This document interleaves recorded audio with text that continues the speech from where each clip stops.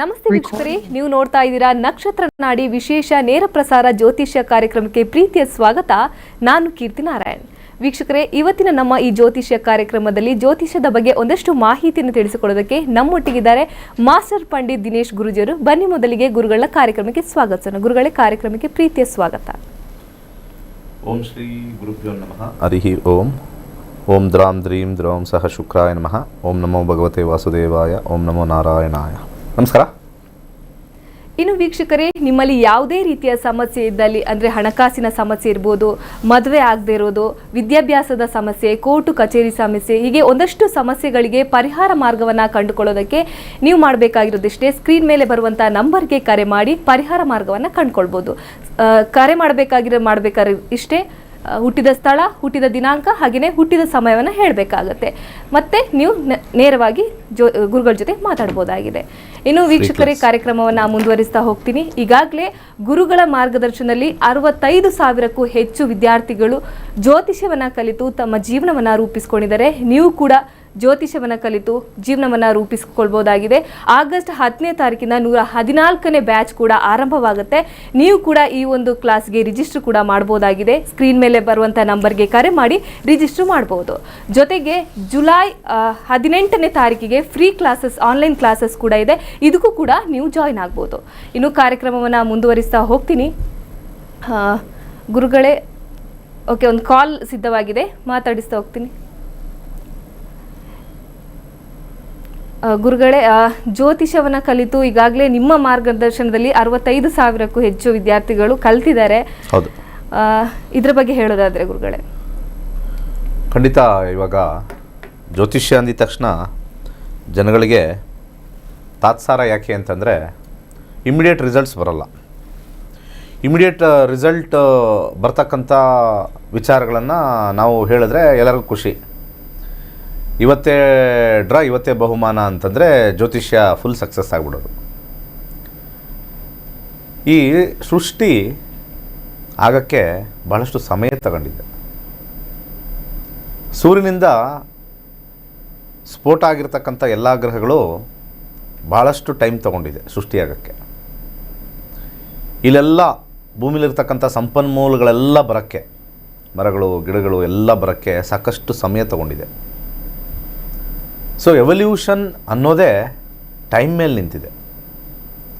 So ನಮಗಿರ್ತಕ್ಕಂಥ ಒಂದು ಸಣ್ಣ ಸಮಯ, ಹುಟ್ಟಿದಾಗ್ಲಿಂದನೂ ಒಂದು 70-75 ವರ್ಷ ನಮ್ಮ ಮ್ಯಾಕ್ಸಿಮಮ್ ನಮ್ಮ ಲೈಫ್ ಅಂತ ಅಂದ್ಕೊಳ್ಳಿ. ಯಾರೇ 75 ಮೇಲೆ ಆಸಕ್ತಿ ಶೂನ್ಯನೇ, ಯಾವುದ್ರಲ್ಲಾರು ಬೇಕಾದ್ರೆ ತಗೊಳ್ಳಿ. 75 ಮೇಲೆ ಏನಾದರೂ ಯಾರಿಗಾರು ಆಸೆ ಇದೆ ಅಂತಂದರೆ ಅದು ಮೋಹ ಒಂದು ಉಳಿದಿರುತ್ತಷ್ಟೆ. ಬೇರೆ ಎಲ್ಲ ಆಸೆ ಆಕಾಂಕ್ಷೆಗಳು ಅವೆಲ್ಲ ಹೋಗಿ ಮೋಹ ಮಾತ್ರ ಉಳಿದಿರುತ್ತೆ. ಮೋಹ ಒಂದೇ ಸಾಯೋವರೆಗೂ ಕೆಟ್ಟದಾಗಿರ್ತಕ್ಕಂಥದ್ದು. 75 ವರ್ಷದಕ್ಕಿಂತ ಸ್ವಲ್ಪ ಹಿಂದೆ ಹೋದರೆ ಬದುಕು ಬಹಳ ಸುಂದರವಾಗಿರ್ತಕ್ಕಂಥ ಸಮಯ. ಅಂದಾಜು ಒಂದು 20 ವರ್ಷದ ಮೇಲೆ ಒಂದು 60 ವರ್ಷದ ಒಳಗಡೆ ಮ್ಯಾಕ್ಸಿಮಮ್, ಇನ್ನೂ 50 ವರ್ಷದ ಒಳಗಡೆ ತಗೋಬೇಕು ನಾವು. ಸೊ ಈ 30 ವರ್ಷದಲ್ಲಿ ಅಂದರೆ ಈ 30 ವರ್ಷ ಅಂದರೆ ಯೋಚನೆ ಮಾಡಿ, 10,800 ದಿವಸಗಳು ಎಲ್ಲವೂ ನಡೆದೋಗಿರುತ್ತೆ. ಕೇವಲ 10,800 ದಿನಗಳಲ್ಲಿ ಏನು 10,800 ಅಷ್ಟೇನಾ ಸರ್? ಅಷ್ಟೇ. ಸೊ 50 ವರ್ಷದೊಳಗಡೆ 20 ವರ್ಷದ ಮೇಲೆ ಅಲ್ಲಿ ಯೌವನ ಬಂದಿರುತ್ತೆ. ಜಗತ್ತನ್ನು ನೋಡ್ತೀವಿ, ಎಲ್ಲ ತಗೊಳ್ಬೇಕು ಅನ್ನೋ ಬಯಕೆಗಳು ಬರುತ್ತೆ. ಆಪೋಸಿಟಲ್ಲಿರ್ತಕ್ಕಂಥ ವ್ಯಕ್ತಿ ಮೇಲೆ ಆಸಕ್ತಿ ಬರುತ್ತೆ. ಮದುವೆ ಆಗಬೇಕು ಬರುತ್ತೆ. ಮದುವೆ ಆದ ನಂತರ ಅಲ್ಲಿ ನಾವು ಮನೆ ತೊಗೊಳ್ಬೇಕು, ಕಾರ್ ತೊಗೊಳ್ಬೇಕು, ಬೈಕ್ ತೊಗೊಳ್ಬೇಕು, ಎಲ್ಲವೂ ಬರುತ್ತೆ. ಒಳ್ಳೆ ಕೆಲಸದಲ್ಲಿರ್ತೀವಿ, ಸಿಕ್ಕಾಪಟ್ಟೆ ದುಡ್ಡು ಸಂಪಾದನೆ ಮಾಡಬೇಕು ಅಂತ ಬರುತ್ತೆ. ಕೋಟಿಗಟ್ಟಲೆ ಎಲ್ಲ ಆ ಟೈಮಲ್ಲಿ ಎಲ್ಲರೂ ಕಾಣಿಸ್ತಾರೆ. ಬಿಲ್ ಗೇಟ್ಸು ಕಾಣಿಸ್ತಾರೆ, ಜೆಫ್ ಬೆಜೋಸ್ ಕಾಣಿಸ್ತಾರೆ, ಎಲ್ಲರೂ ಕಾಣಿಸ್ತಾರೆ. ಆ 20 ದಾಟಿದ ತಕ್ಷಣ ನಮ್ಗೆ ಕಾಣಿಸೋದೇ ಅವ್ರು ಜಾಸ್ತಿ. 40 ದಾಟ್ತಾ ಒಂದು ಸ್ವಲ್ಪ ಆರೋಗ್ಯ ಕೆಟ್ಟದಾಗ ನಮಗೆ ಕಾಣಿಸೋದೆಲ್ಲ ಡಾಕ್ಟ್ರು. ಈ ಡಾಕ್ಟ್ರು ನಮ್ಮ ಯೌವನವನ್ನು ಉಳಿಸ್ಕೊಳ್ಳೋಕ್ಕೆ ಏನು ಹೇಳಿದ್ರು, ಈ ಡಾಕ್ಟ್ರು ಆರೋಗ್ಯಕ್ಕೆ ಏನು ಹೇಳಿದ್ರು, ಫ್ಯಾಟಿ ಲಿವರ್ ಆದರೆ ಏನು ಮಾಡಿದ್ರು, ಕೊಲೆಸ್ಟ್ರಾಲ್ ಆದರೆ ಏನು ಮಾಡಿದ್ರು, ಬಿ ಪಿ ಆದರೆ ಏನು, ಶುಗರ್ ಆದರೆ ಏನು ಸ್ಟಾರ್ಟ್ ಆಗಿರುತ್ತೆ 40ಕ್ಕೆ. ಸೊ ಅವಾಗ ಅಲ್ಲಿ ಶಿಫ್ಟ್ ಆಯಿತು. 50 ಆದಮೇಲೆ ಒಂದು ಅರ್ಥ ಆಗಿರುತ್ತೆ, ಎಷ್ಟೊಂದು ನಂಗೆ ಬದಲಾಗೇ ಇಲ್ಲ, ಏನೇನು ಸಮಸ್ಯೆ ಇದೆ ಹಾಗೇ ಇದೆ, ಇನ್ನು ಸುಮ್ಮನೆ ಇದ್ಬಿಡೋಣ ಅಂಥೇಳಿ 50 ಮೇಲೆ ಸುಮ್ಮನಿರಕ್ಕೆ ಬರುತ್ತೆ. ಇನ್ನು ಕೆಲವ್ರಿಗೆ ಬೋನಸ್ ಇರುತ್ತೆ, 60 ಆದಮೇಲೆ ಸುಮ್ಮನಿರಕ್ಕೆ ಬರ್ತಾರೆ.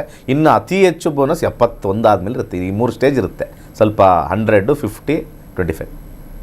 ಆದರೆ ಜ್ಯೋತಿಷ್ಯ ಎಲ್ಲಿ ಹೆಲ್ಪ್ ಮಾಡುತ್ತೆ ಅಂತಂದರೆ, ಈ ಮುಖ್ಯವಾದ ಘಟ್ಟದಲ್ಲಿ ನಮ್ಮ ಮನಸ್ಸಿನ ಹಾರಾಟಕ್ಕೆ ನೆಮ್ಮದಿಯನ್ನು ತಂದು ಕೊಡ್ತಕ್ಕಂಥದ್ದು ಇರುತ್ತೆ. ಜ್ಯೋತಿಷ್ಯ ಅಂದರೆ ಪರಿಹಾರ ಸಾಧ್ಯನೇ ಇಲ್ಲ. ಜಾತಕದಲ್ಲಿ ಪರಿಹಾರ ಇವ್ರಿಗೆ ಗ್ರಹಗಳು ಕೊಟ್ಟಾಗ, ಆ ಗ್ರಹಗಳಿಂದ ಪೂಜೆ ಮಾಡಿಸಿದಾಗ ಅಥವಾ ಮಂತ್ರಗಳು ಹೇಳಿದಾಗ, ರುದ್ರಾಕ್ಷಿ ಹಾಕ್ಕೊಂಡಾಗ, ಉಂಗುರಗಳು ಹಾಕ್ಕೊಂಡಾಗ ಸಪೋರ್ಟ್ ಮಾಡುತ್ತೆ ಹೊರತು ಯಾವುದಕ್ಕೂ ಅಲ್ಲ. ನೀವು ಯುದ್ಧಕ್ಕೆ ಹೋಗ್ತಾ ಇದ್ದೀರಾ, ನಿಮ್ಮ ಜಾತಕದಲ್ಲಿ ಯುದ್ಧ ಗೆಲ್ತೀರಾ ಅಂತ ಬರೆದಿಟ್ಟಿರುತ್ತೆ. ಕತ್ತಿ ಅಂತಕ್ಕಂಥದ್ದು ಒಂದು ಪರಿಹಾರ. ಆ ಕತ್ತಿಯಿಂದ ನೀವು ಇನ್ನೊಬ್ಬರನ್ನ ಸಂಹಾರ ಮಾಡಿ ಗೆಲ್ತೀರ. ನಿಮ್ಮ ಜಾತಕದಲ್ಲಿ ನಿಮಗೆ ಯುದ್ಧದಲ್ಲಿ ಸೋಲು ಸಾವು ಅಂತ ಬರೆದಿಟ್ಟಿದ್ರೆ, ನೀವು ಪರಿಹಾರಾರ್ಥವಾಗಿ ನೀವು ಖಡ್ಗ ತಗೊಂಡಿದ್ರು, ಪರಿಹಾರ ಅನ್ಕೊಳ್ಳೋಣ, ಅದು ಖಡ್ಗ ಅನ್ನೋದು ಪರಿಹಾರ ಅಂದ್ಕೊಳ್ಳೋಣ. ನೀವೇನು ಹೋರಾಡಿದ್ರು ಅದು ಇಟ್ಕೊಂಡು ಕೊನೆಗೆ ನಿಮಗೆ ಏಟು ಬೀಳೋದೆ, ಸೋಲೋದೆ, ಸಾಯೋದೆ. ಏನಿರುತ್ತೋ ಜಾತಕದಲ್ಲಿ ಅದನ್ನು ನೋಡ್ಕೊಳ್ಳೋದೇ ಜ್ಯೋತಿಷ್ಯ. ನಾನು ಜೀವನದಲ್ಲಿ ಇದೊಂದು ಯುದ್ಧ ಅನ್ನೋದು ಒಂದು ಪ್ರಾಕ್ಟಿಕಲಾಗಿ ಹೇಳಿದ್ದೀನಿ. ಥಿಯರಿಟಿಕಲಾಗಿ ಹೇಳು ಅಂದರೆ ನಮ್ಮ ಜೀವನದಲ್ಲಿ ನಡೀತಕ್ಕಂಥ ಯುದ್ಧಗಳು. ಕೆಲವೊಂದು ಸತಿ ನಾನು ಗೆಲ್ತೀನಿ, ಕೆಲವೊಂದು ಸತಿ ನಾನು ಸೋಲ್ತೀನಿ, ಕೆಲವೊಂದು ಸತಿ ಬಹಳಷ್ಟು ವರ್ಷಗಳಿಗೆ ತಗೊಂಡು ಹಣಕಾಸು ವಿಚಾರದಲ್ಲೋ ಮಾನಸಿಕ ವಿಚಾರದಲ್ಲೋ ಸೋತಿರ್ತೀನಿ. ಅದೆಲ್ಲದಕ್ಕೂ ಇಷ್ಟೇ, ನನ್ನ ಜಾತಕದಲ್ಲಿ ಇರ್ದಿರೋದು ಇಷ್ಟೇ ಅಂತ ಬರೆದಿರ್ತಕ್ಕಂಥದ್ದನ್ನು ನೋಡ್ಕೊಳ್ಳೋದೇ ಜ್ಯೋತಿಷ್ಯ. ಇವತ್ತು ನಾನು ನಿಮಗೆ ಯಾವುದಾದ್ರು ಒಂದು ಚಿತ್ರ ತೋರಿಸ್ಬಿಡ್ಬೋದು, ಇದು ಮನೇಲಿ ಇಟ್ಕೊಳ್ಳಿ, ನಿಮಗೆ ಸಿಕ್ಕಾಪಟ್ಟೆ ದುಡ್ಡು ಬಂದ್ಬಿಡುತ್ತೆ. ನಿಮ್ಮ ಜಾತಕದಲ್ಲಿ ದುಡ್ಡು ಬರೋ ಯೋಗ ಇದ್ದರೆ ಅದು ಸಹಾಯಸ್ತ ಮಾಡುತ್ತೆ, ದಾರಿ ಮಾಡಿಕೊಡುತ್ತೆ. ಅರ್ಥ ಮಾಡ್ಕೊಳ್ಳಿ, ದಾರಿ ಮಾಡಿಕೊಡುತ್ತೆ. ನೀರು ಹರಿತಾ ಇದ್ದಾಗ ಅದು ಮುಂದಕ್ಕೆ ಹರಿಲಿ ಅಂಥೇಳಿ ನಾವು ಪಾತಿ ಅಂತ ಮಾಡ್ತೀವಿ. ಅಂದರೆ ಮಣ್ಣೆಲ್ಲ ಸ್ವಲ್ಪ ಹಿಂಗೆ ತೆಗೆದು ದಾರಿ ಮಾಡಿಕೊಡ್ತೀವಿ. ಅದು ತೆಗೆಯೋದಿದೆಯಲ್ಲ ಅದೇ ಪರಿಹಾರ. ಅದು ತೆಗೆದಿಟ್ಕೊಂಡಿದ್ದೀವಿ, ನೀರೇ ಬರ್ತಾ ಇಲ್ಲ ಅಂದರೆ ಏನು ಮಾಡೋದು? ನಾವು ಹಾದಿ ಮಾಡ್ಕೊಟ್ಟಿದ್ದೀವಿ ನೀರು ಹರಿಯೋಕ್ಕೆ, ನೀರೇ ಬರ್ತಾ ಇಲ್ಲ ಅಂದರೆ ಏನು ಮಾಡೋದು? ಈ ನೀರು ಬರುತ್ತೋ ಇಲ್ವೋ ಅನ್ನೋದು ಜಾತಕದಲ್ಲಿ ನಮ್ಗೆ ಗೊತ್ತಾಗುತ್ತೆ. ಎಲ್ಲ ವಿಚಾರದಲ್ಲೂ, ಎಜುಕೇಷನ್ ಇರಲಿ, ಜಾಬ್ ಇರಲಿ, ಬಿಸ್ನೆಸ್ ಇರಲಿ, ಫಿನಾನ್ಸ್ ಇರಲಿ.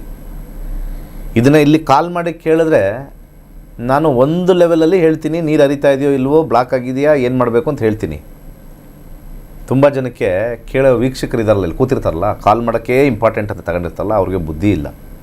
ಜ್ಯೋತಿಷ್ಯದ ಮೇಲೆ ನಿಮಗೆ ಆಸಕ್ತಿ ಬಂತು ಅಂತಂದರೆ, ಜ್ಯೋತಿಷ್ಯ ಯಾರೋ ಹೇಳ್ತಾಯಿದ್ರೆ ನಾವು ಕೇಳ್ತೀವಿ ಅಂತಂದರೆ ಒಂದು ತಿಳ್ಕೊಳ್ಳಿ, ಜೀವನದಲ್ಲಿ ಲಕ್ಷಾಂತರ ರೂಪಾಯಿ ನಾವು ಗಳಿಸ್ತೀವಿ, ಕಳಿತೀವಿ. ಲಕ್ಷಾಂತರ ರೂಪಾಯಿ 7,999 ಆ ಗಳಿಸೋದ್ರಲ್ಲಿ ಕಳೆಯೋದ್ರಲ್ಲಿ ಯಾವ ಒಂದು ಫ್ರ್ಯಾಕ್ಷನೂ ಇಲ್ಲ. ಒಂದು ಸಣ್ಣ ಡಾಟ್ ಅದು. ಆ ಸಣ್ಣ ಡಾಟಿಂದ ನಿಮಗೆ ದೊಡ್ಡ ಪಿಕ್ಚರು ಖಂಡಿತ ಕಾಣುತ್ತೆ. ಜೀವನ ಹೇಗೆ ನಾವು ಸುಗಮವಾಗಿ ಹೋಗಬೇಕು ಅನ್ನೋ ದಾರಿ ನಮಗೆ ಕಾಣಿಸುತ್ತೆ. ಏನಿದೆಯೋ ಅದು ಹಾಗೇ ಆಗುತ್ತೆ ಅಂತ ಅಲ್ಲಿ ನಾವು ನೋಡಿ ಓಡಿದಾಗ ಭಗವದ್ಗೀತೆಯ ಒಂದು ಮಿರರೇ ಜ್ಯೋತಿಷ್ಯ. ಭಗವದ್ಗೀತೆ ಅದು ನಮಗೆ ತಿಳಿಸಿ ಹೇಳ್ತಾ ಇರುತ್ತೆ, ಜೀವನ ಹಿಂಗೆ ಕರ್ಮ ಇರುತ್ತೆ, ಹಂಗೆ ಇರುತ್ತೆ, ತಿಳಿಸಿ ಹೇಳ್ತಾ ಇರುತ್ತೆ. ಅದನ್ನು ಅರ್ಥ ಮಾಡ್ಕೊಂಡು ನಮಗೆ ತಲೆ ಇಟ್ಕೋಬೇಕು. ಆದರೆ ಜ್ಯೋತಿಷ್ಯ ಹಾಗಲ್ಲ.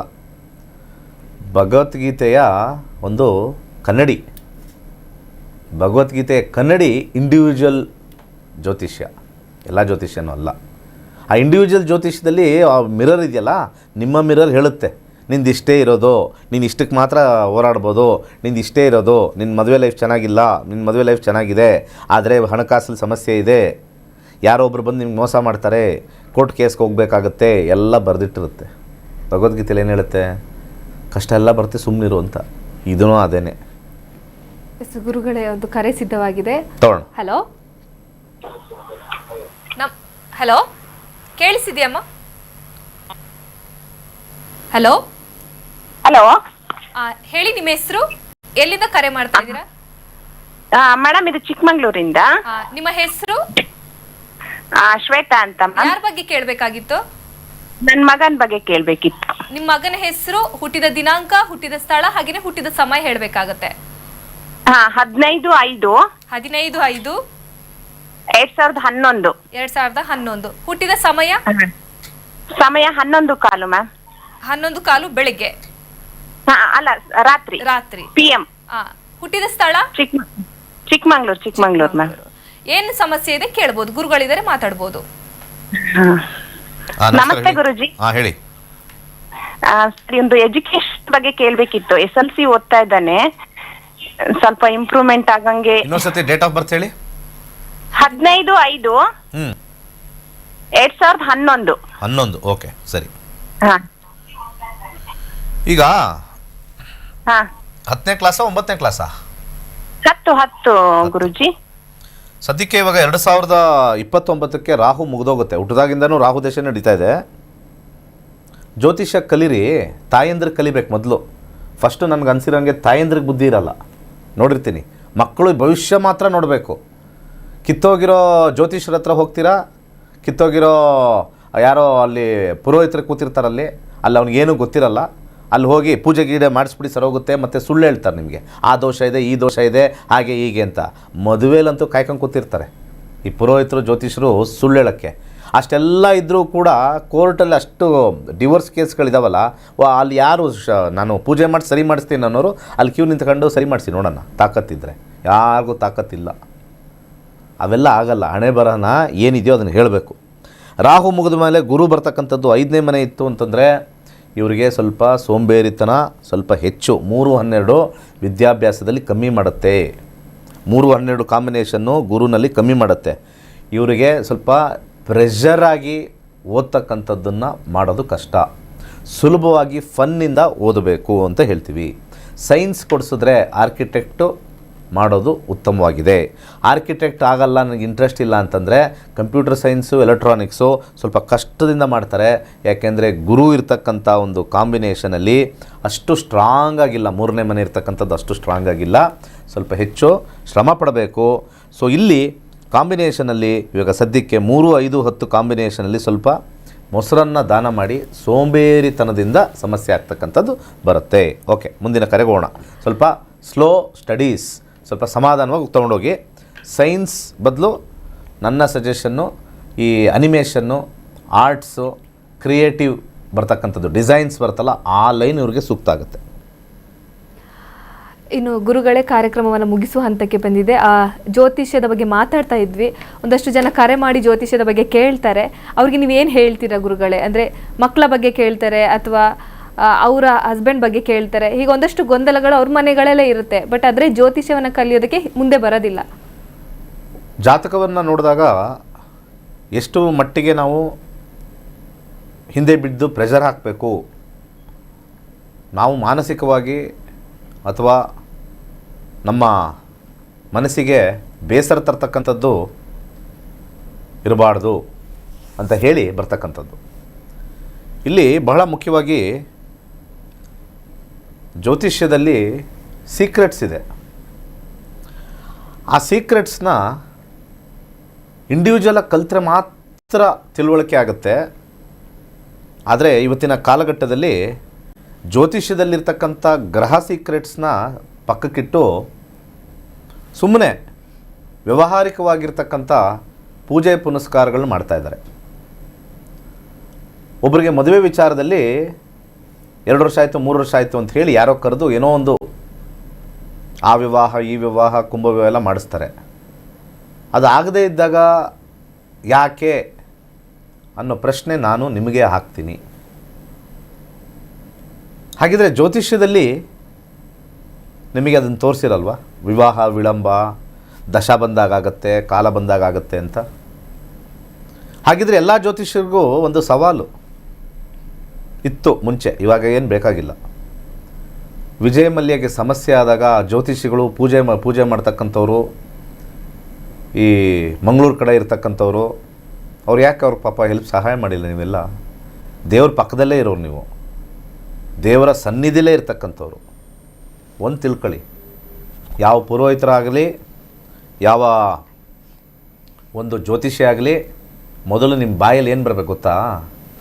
ಹಣೆ ಬರಹನ ಬದಲಾಯಿಸೋಕ್ಕಾಗಲ್ಲ. ಹಣೆ ಬರಹನ ಹೇಗಿದೆ ಅಂತ ನೋಡ್ತಕ್ಕಂಥ ವಿಧಿವಿಧಾನಗಳನ್ನು ನಮ್ಮ ಋಷಿಮುನಿಗಳು ಅನೇಕ ಜನರಿಗೆ ಹಾದಿ ಮಾಡಿಕೊಟ್ಟಿದ್ದಾರೆ. ಅದು ನೋಡ್ತಕ್ಕಂಥ ವಿಧಾನವನ್ನು ಜ್ಯೋತಿಷ್ಯ ಅಂತಾರೆ ಹೊರತು ಜ್ಯೋತಿಷ್ಯ ಅಂದರೆ ಪರಿಹಾರ ಅಲ್ಲ. ಇವತ್ತು ಮಾರ್ಕೆಟ್ ಪೂರ್ತಿ ಎಲ್ಲೆಡಕ್ಕೆ ಹಾಕ್ಕೊಂಡು ಕ್ಯಾಕರಿಸಿ ಮುಖಕ್ಕೆ ಜ್ಯೋತಿಷಿಗಳಿಗೆ ಉಗಿತಾ ಇರ್ತಕ್ಕಂಥದ್ದು ಜನರು ಕಾರಣ.